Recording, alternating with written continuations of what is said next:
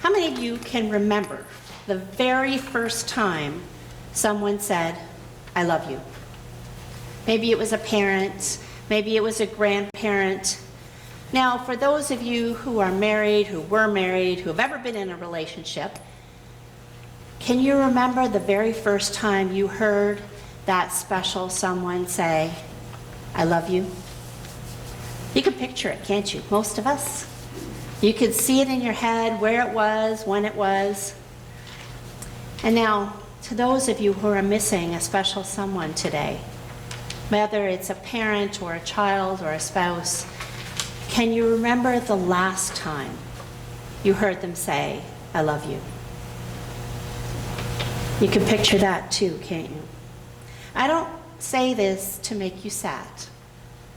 Quite the contrary. I say this so that you will remember that gift of I love you, that gift of love, that special, wondrous gift.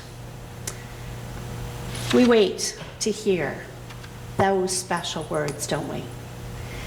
We wait to hear someone we love say that to us, and there's nothing better. We wait for it. And in sappy chick flicks, it's the pinnacle of the story, isn't it? The music's building, and all of a sudden he says it to her, she says it to him, and all the women go, ah. And all the guys go, ah. You have heard me say before, and I'll say it again, that we are hardwired to be together, to be in community, to be in relationships with other people. And as young people, and even as older people, we go looking for love so that we can hear those 3 little words, those 8 letters that make such a difference for us. In fact, we are so entrenched in the idea of that we have created a whole new way recently of getting to know people, getting to know that person, finding that love, and it's called online dating. According to a report from IBIS World, the dating industry in the US is worth this is Canada, is worth $2.2 billion, up 4.8% since 2014. And of that, 1.1 billion is spent in online dating.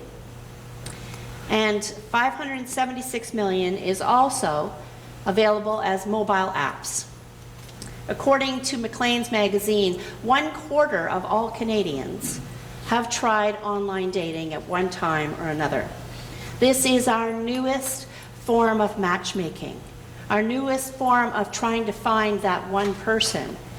But did you know the earliest matchmaker was way back in the city of Haran, which is now in Turkey? And we can read about this first matchmaker in Genesis chapter 24. Abraham sends his loyal servant Eliezer to find a suitable wife for his son Isaac. And his son Isaac is 40. He's not getting any younger, you know. And so Eliezer goes off to Mesopotamia, and he returns with the young and virtuous Rebekah, who then marries Isaac, and they live sort of happily ever after. The point in all this is we go looking for love. We want love. We need love. But sometimes, most times, we overlook the fact that we already have it. We've always had it. We were given that love, shown that love by God when He created us, when He continues to walk beside us through all of life's journey, when He came to earth as a child to be with us. These words that I read that immediately precedes the John passage. Very truly I tell you, we speak of what we know, we testify to what we have seen. I've spoken to you of earthly things, and you do not believe. How will you believe if I speak of heavenly things? We look to earthly things, to earthly people, to find and fulfill our need for love when we have the most amazing heavenly gift of love from God? And that earthly love bears as much resemblance to that heavenly love as a schoolgirl crush does to a deep and abiding love that some of us are fortunate enough to know. A love that will be with us through the ups and downs, through every adversity.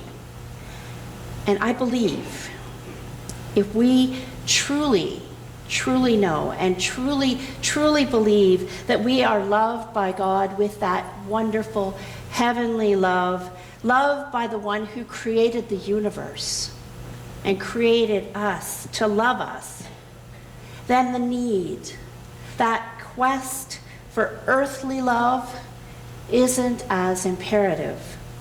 If our longing for love is satisfied by knowing we are loved by God, then we won't go looking for love as strenuously, looking for love in all the wrong places, as the old country song says. Because let's face it, we do some crazy things in the name of love. Sometimes crazy, sometimes sweet, sometimes poignant, but sometimes we will do things we know we should not do in order to keep close that object of our affections. And people will use love as a means to an end. If you love me, you will ... If you really loved me, you would do ... And this time of the year, we hear it so often in commercials. Show your love with this ... Advertisers play on the notion of this earthly love in order to manipulate us into buying what they're selling, buying anything and everything, and using the inherent guilt that we have that is in those words. If you really loved me, you would buy ... And if we are feeling guilty because those words have put it into us, then we will go and spend the money to buy ... But in order to spend that money, we have to earn the money. And in order to earn the money, we have to work more. We have to work longer. And then we are away from the person that we love so much. And then we feel guiltier. And so we have to buy more. And then we have to earn more. And the cycle goes on and on. But these gifts, these presents, are a substitute for the real gift, the best gift we can give the ones we love. And that is our presence, our actual being with them.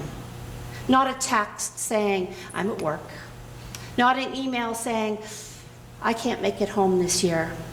Not even a phone call with an excuse for not being there with them. The very best present we can give is our presence, ourselves, actually being with the people that we love, being with them. Not just in the same room, but being really, truly present for them. Because we can be in the same room with the people that we love and never interact. We can sit on the same couch and not speak for hours, except in the most cursory of terms. How many times have you seen this? Family members in the same room. One's watching TV, one's on their iPod, one's reading a report from work, maybe reading a book, and that can go on for hours without any significant interaction. That's not being present, that's just being there. And the next time you see it, I would implore you to turn the TV off. put the report down and talk to each other. Be present for each other. And I'm not saying this again to make you feel sad or to make you feel guilty. I'm pointing to the way of good and perfect love. A love that doesn't ask for anything in return. A love that gives and gives and gives without demanding reciprocity. For God so loved the world that he gave his only begotten Son. This Son, this child of love, given to a world that was characterized by hatred and violence and oppression, given to a world that is still characterized by hatred, violence, and oppression. God gave himself, his presence to the world, the greatest gift of love. Jesus Christ, Emmanuel, which means God with us. God is here with us. God is here for us. He came into the world. He gave up the wonders of heaven. He gave up some of his divinity to become fully human. And we largely turned our backs on him. And we still do. God gave up everything to be with us. And as I was thinking about this, I am reminded of the old story by O. Henry. And I know that you are very familiar with it. It tells the story of a young couple, Mr. and Mrs. James Dillingham Young, Jim, and his wife Della, are a young couple living in a modest apartment.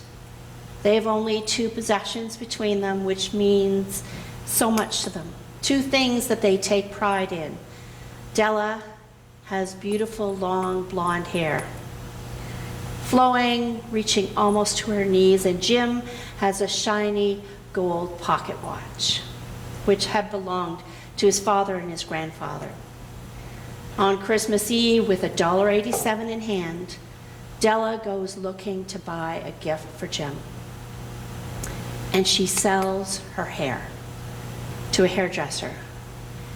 And she cuts it all off. And she goes shopping and finds this wonderful watch fob for that pocket watch. Satisfied that she has the perfect gift, she rushes home. She gets dinner ready and she waits for him. And he's late. Unusually so.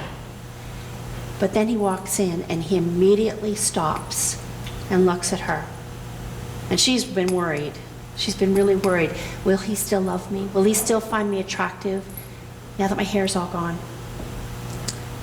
Della admits to Jim that she cut off her hair to buy his present. And then Jim gives Della her present. Expensive hair accessories, the combs, which she has absolutely no use for anymore. And he has sold his pocket watch to buy those for her. And there they sit. They are left with gifts that neither one of them can use.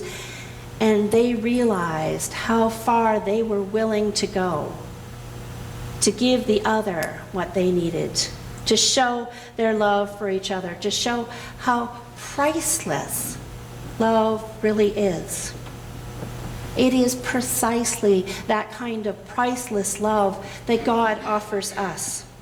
Giving up everything, giving up heaven, giving up his godness.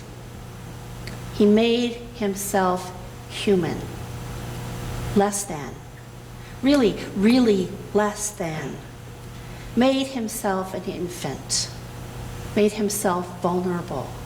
Because we know how vulnerable a tiny child is. And let's face it, when we make ourselves vulnerable to someone, we are showing them that we love them. When we put that first "I love you" out there, we are bearing our souls. We are laying our hearts on the line. And we could get hurt. We have to really love someone to be vulnerable with them, to put ourselves in that position. But God loved us that much. God loves us that much by putting himself out there, laying it all on the line, as vulnerable as an infant can be, to show us how much he loves us. A gift of epic, boundless, selfless, present love. But we, I think, don't accept that love in the spirit in which it was given.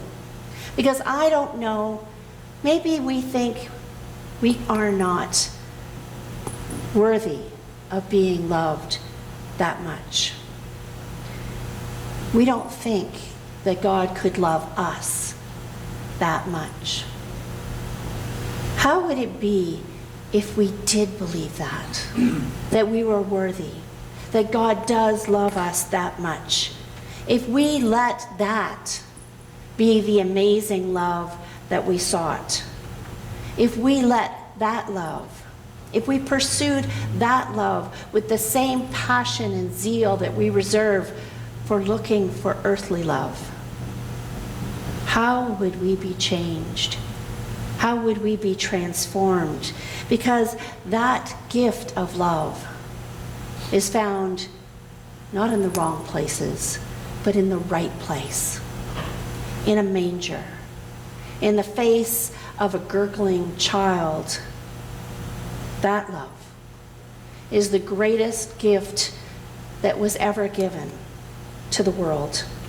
That love that will fulfill us, that will fulfill and fill every need we have ever had, fill every want we will ever know, fill our hearts that are empty and fragile, fill our world with the chance to live together in peace and in harmony.